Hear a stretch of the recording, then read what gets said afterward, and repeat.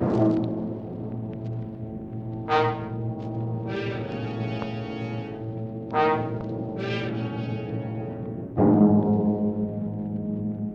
you upset with today's headlines?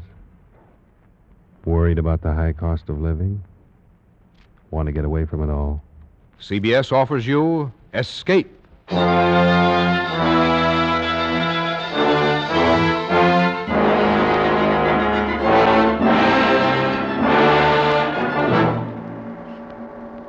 are the friend of a man living in death, confidant of a ghoul, witness to a nameless terror. You are a guest in the House of Usher. The Columbia Broadcasting System and its affiliated stations present Escape, produced and directed by William N. Robeson, and carefully plotted to free you from the four walls of today for a half hour of high adventure.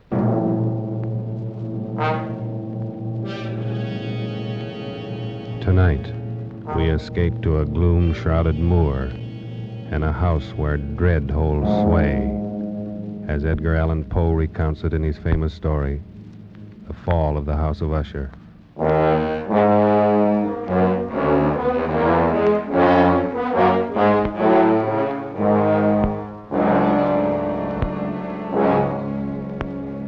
It is with some regret, but I believe advisable that I identify myself only as a friend of Roderick Usher.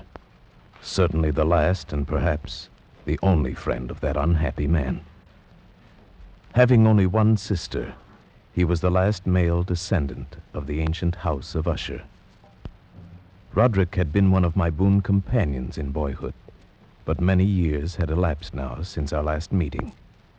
And so as I held his letter in my hand, not yet opening it, I reflected with no little sadness upon the devious fates that chart our courses and drive old friends away from one another. But then a sudden feverish and nostalgic curiosity laid hold of me, and with fingers made clumsy by their eagerness, I tore open the letter and read, My dear friend, my need of you has so far outgrown my pride that I'm going to request a favor which I realize full well may involve considerable inconvenience to yourself.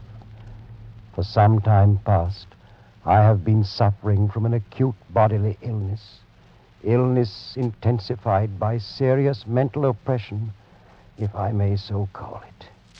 A horror which looms over me, a horror grown so great I dare no longer face it alone. And so, in all humility, and for the sake of years gone by, I beseech you to come to me at once, here to the family estate in the north. Should events conspire to prevent your coming, then only God may know the consequences.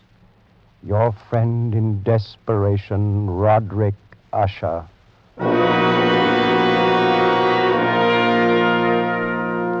And so it happened that at the end of a dull, dark, and soundless day in the middle of October, I found myself as the shades of evening drew on, within view of the grim and melancholy House of Usher.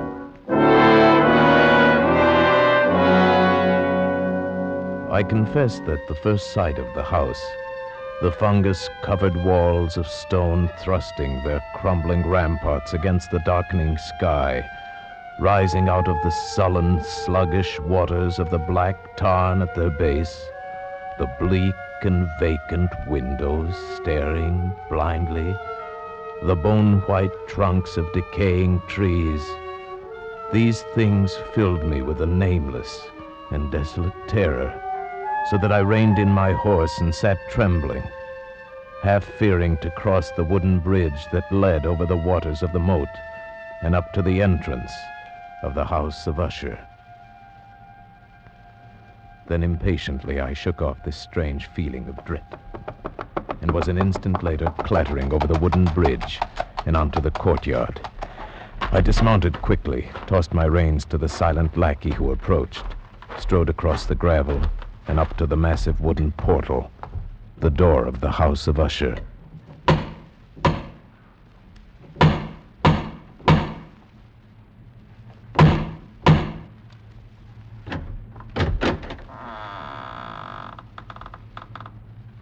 Good afternoon.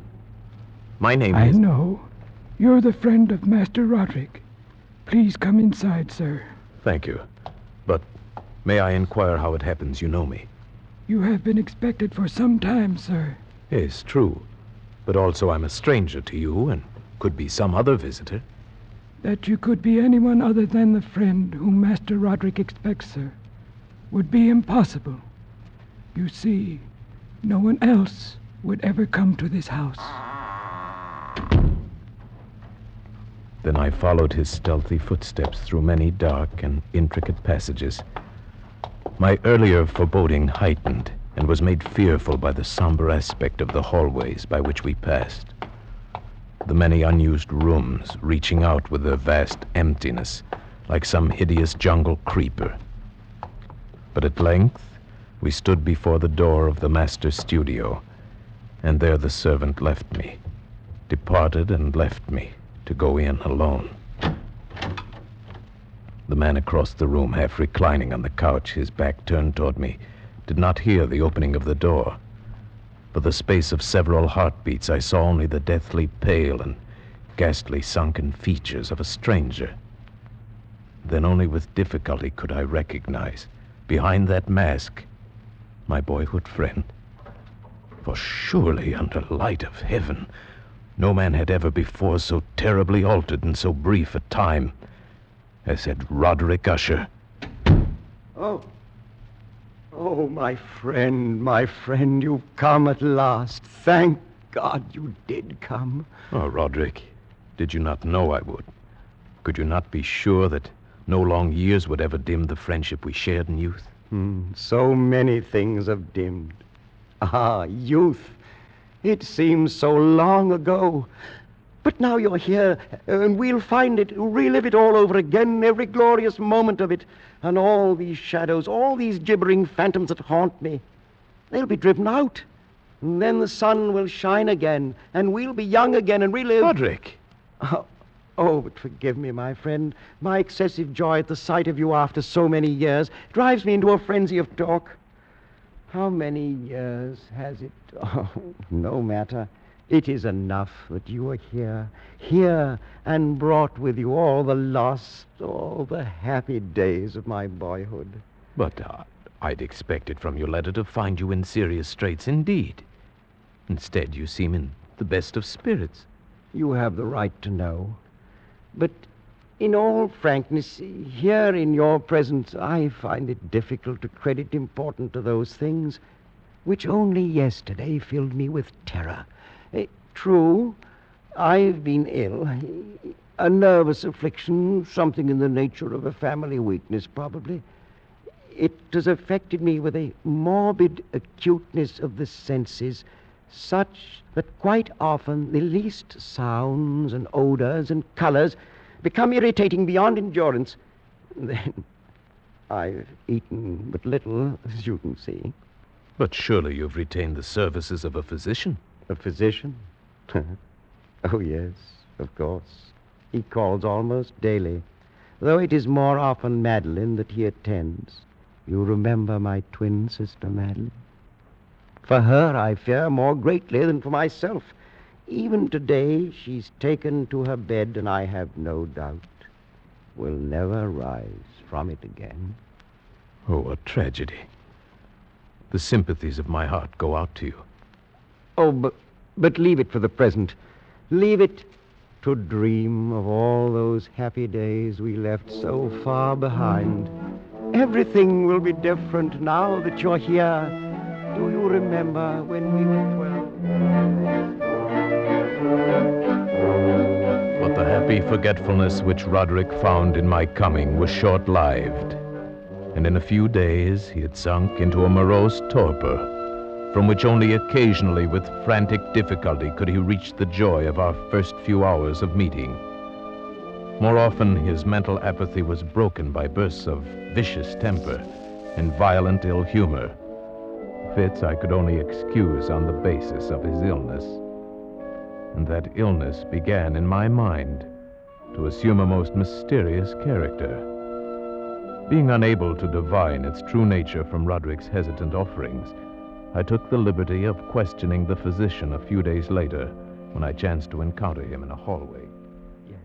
Yes, she's resting as well as might be expected. But she continues to decline. Is that not correct, Doctor? That would seem to be the case. And the malady, the illness which has stricken her, is it the same as that which affects her brother Roderick? I may venture that it is. Might I inquire the nature of this illness?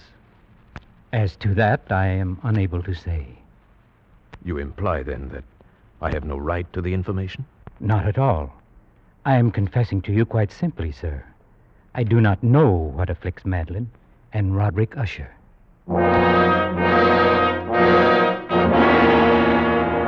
And so a week passed. A week in which the sullen, leaden skies darkened into deeper oppressiveness, in which Roderick's deathly pallor and creeping mental dissolution grew more apparent. A week in which the monstrous atmosphere of this ancient mausoleum began to crawl insidiously within my own consciousness, stirring into life a formless, unknown dread. Then one evening, we were sitting in the vaulted studio, while the first shadows of night began to flow together into pools of darkness. Roderick had been unusually troubled during the day, and had been trying to find some solace by playing on the violin. Of a sudden, there came a knock upon the door. Stop it! Stop that infernal pounding, do you hear? Do you wish to drive me completely mad? Open the door and come in, come in! It's the doctor. Well, what is it? What do you want? Master Usher, I regret that I must say this, but it is my sad duty to inform you that your sister Madeline is no longer living. Madeline, my sister. Then she's dead? She breathes no more. Dead?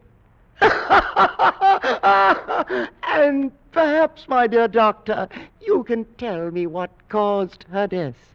Unfortunately, I can only take refuge in the term heart failure. Heart failure?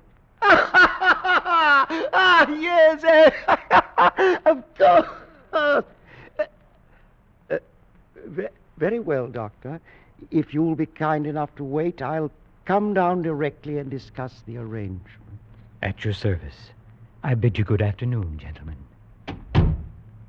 Roderick, I assure you of my deepest sympathy. You do. Your deepest sympathy. The doctor regrets his sad duty. Are you fools, both of you fools? I don't understand. Haven't you seen it yet? Can you not feel it about you? The horrid, monstrous, brooding spirit of this accursed house. Can't you hear its evil laughter as it lurks in the hallways and grows fat upon the soul? My dead sister. Roderick. Can't you see that it matters nothing to me that she's dead? That I myself walk but a few steps behind her into the same shadows of hell? Can't you sense those hideous tentacles even now reaching out for me? For me, who now the last living, if it be living, the last living descendant of the accursed house of Usher.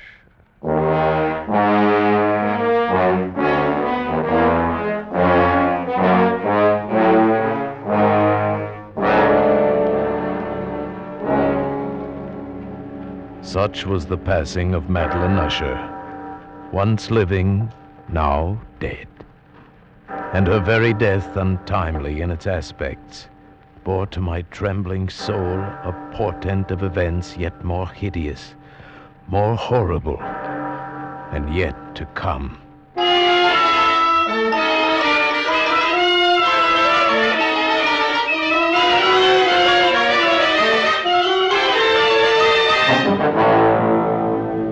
At a later hour of that same sad night, Roderick came into my chamber to voice an intention so morbidly unnatural that for the moment I could only feel that his tottering reason had at last failed him entirely. Then you refuse?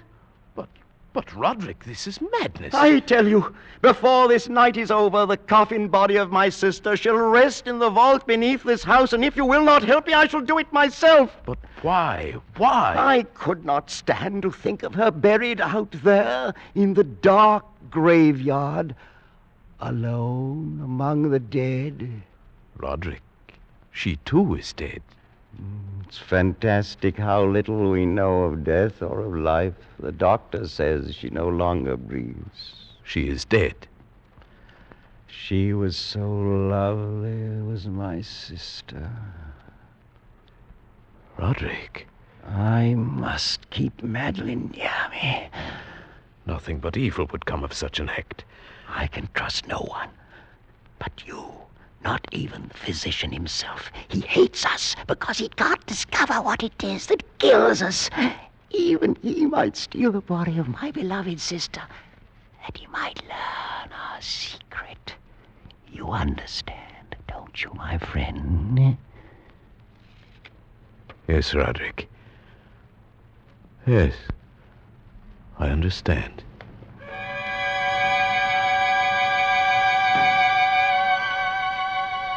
And so it came about. Near midnight, we two alone made our way to an upper chamber of the house.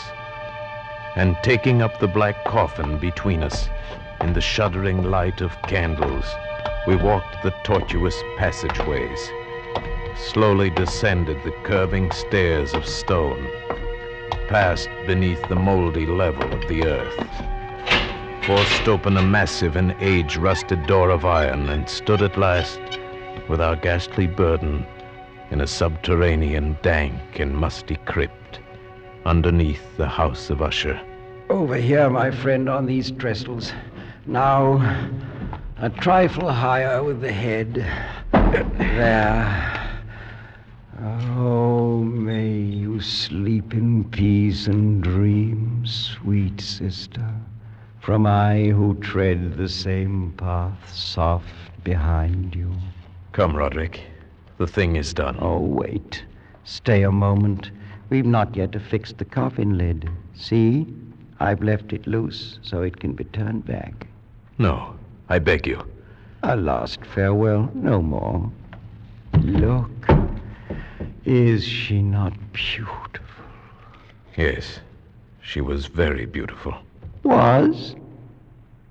Yes, of course. The look of her confused me. But do you not see it, too? The warm glow of the cheeks, the eyes shut softly, those lips half parted. Does it not seem that she may rise up and speak to us at any moment? This gruesome place inspires those morbid fancies. Morbid fancies? That now dead she seems to live, and living seems already dead? Man, you seek out madness. You court it with your very thoughts. And if I do, what matters? What value can there be in reason without the hope of life? Dead, you say to me, she is dead. Upon what certainty? Why not with equal reason say instead she lives? And that I, the last of Usher, am the one who is already dead.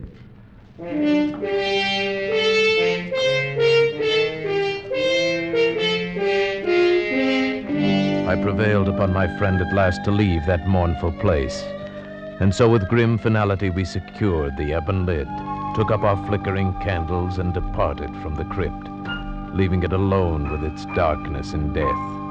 The ponderous portal closed behind us, and then my soul for one brief instant felt the dread and awful meaning of eternity.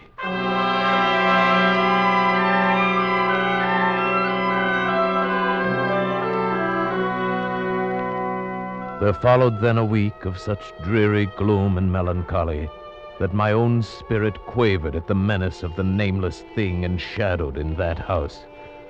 By perceptible degrees, the living soul of Roderick Usher flickered lower. More ghastly grew his pallor, more tremulous the extremity of his terror.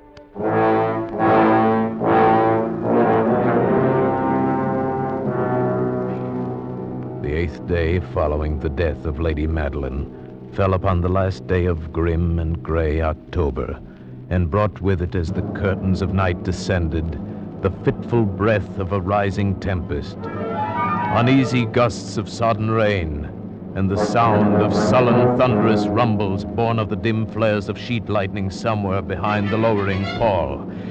I retired at a late hour, but found sleep impossible. At length, overpowered by some strange presentiment of evil, I found my reposeful inaction no longer endurable. And so I arose, threw on my clothes in haste, and fell to pacing the floor of my darkened chamber. Then in one instant, a soft sound in the blackness froze my steps in paralysis of terror. The latch of my chamber door was being lifted from without. Who is it? Who is it, I say? It is I, Roderick. Oh, Roderick. What are you doing up and about at this hour, in pitch blackness? Wait, let me light the candles. No, I am quite used to darkness. I heard your footsteps and knew that you must be awake, even as I was. But can it be that you've not seen it? I don't understand you. I've seen nothing. Then stay. You shall see it, even as I've seen it for these past 2 hours. Wait. I'll throw open the casement window. There. Look!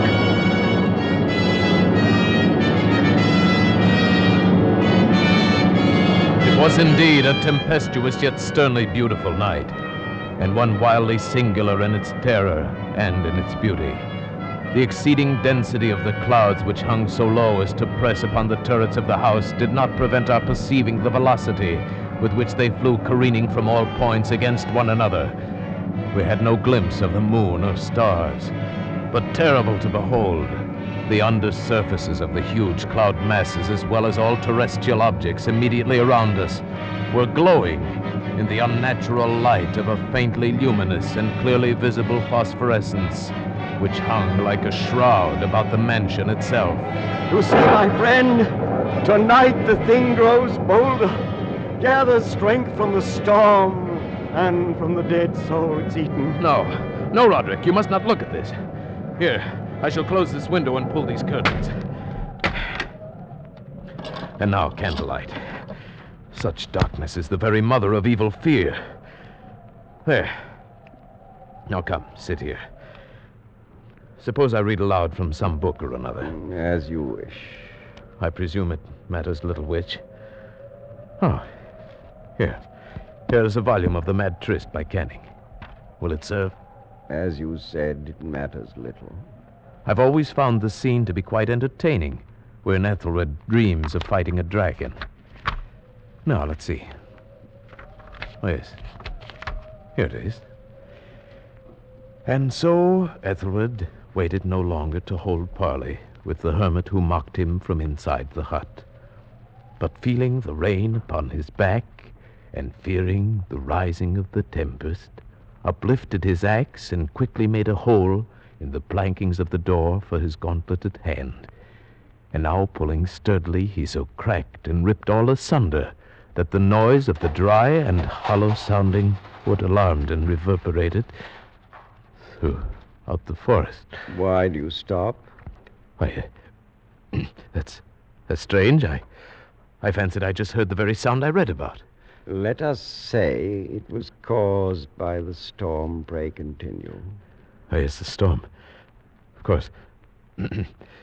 But Ethelred, upon entering the door, was amazed to perceive no sign of the evil hermit, but instead a dragon of prodigious and scaly demeanor, which sat on guard before a shield of shining brass. And Ethelred uplifted his axe and struck the head of the dragon, which fell before him with a shriek so horrid and harsh, like whereof was never before. What sound is that? Sound? The shriek of a dragon, my friend. Read on. Very well. And now the champion, bethinking himself of the shield of brass, approached across the silver floor to where the shield hung upon the wall. But the shield, not waiting for his coming, loosed and fell upon the silver floor with a mighty great... Roderick, I tell you, something moves within this house. That sound, it reverberated through the very walls. Can you tell me now you did not hear it? Hear it now? Oh, yes, I hear it and have heard it. Long moments, hours, many days have I heard it. Yet I dared not speak. But why? Do you not know we put her living in the tomb? I tell you now, I heard her first feeble movements in the coffin many, many days ago, and I felt then it mattered little. But now she comes to upbraid me for my haste. And that last dread sound, yes, I heard it, the opening of the metal door to the crypt beneath the house. Now she comes here. Have I not heard her footsteps on the stair? Do I not distinguish the heavy and horrible beating of her heart? Madman that I am, I tell you that she now stands without that door. But even now she opens it. There in the flickering light of candles, in the gloom and curtained doorway, stood the shrouded body of Lady Madeline.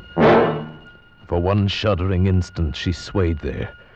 Then as Roderick uttered a single piteous cry, she fell upon him in violent and now final death agonies, and bore him to the floor, a corpse.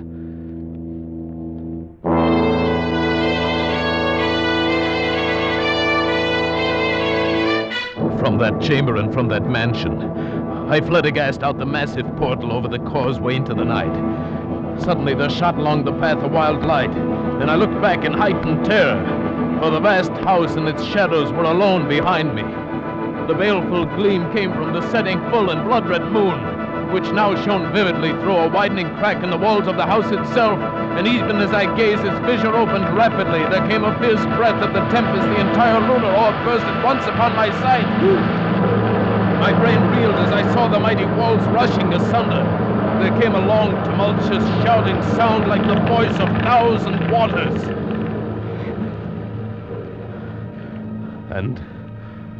And the dark, deep tarn at my feet closed sullenly and silently forever over the pitiful ruins of the ancient house of Usher.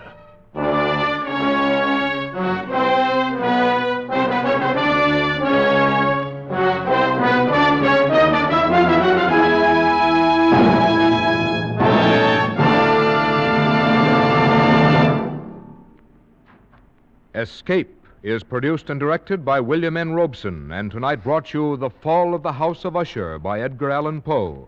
Adapted for radio by Les Crutchfield, with Paul Frees as the narrator, Ramsey Hill as Roderick Usher, and Sheridan Hall as the physician. The special musical score was conceived and conducted by Cy Fuhrer. Next week...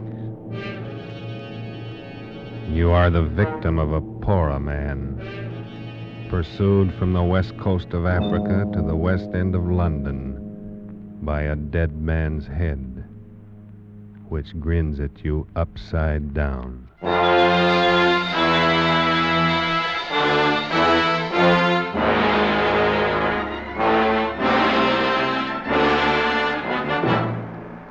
Next week, Escape, with H.G. Wells' gripping story, Pollock and the Poorer Man.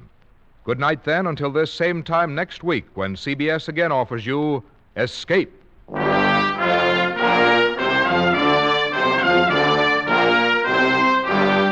This is CBS, the Columbia Broadcasting System.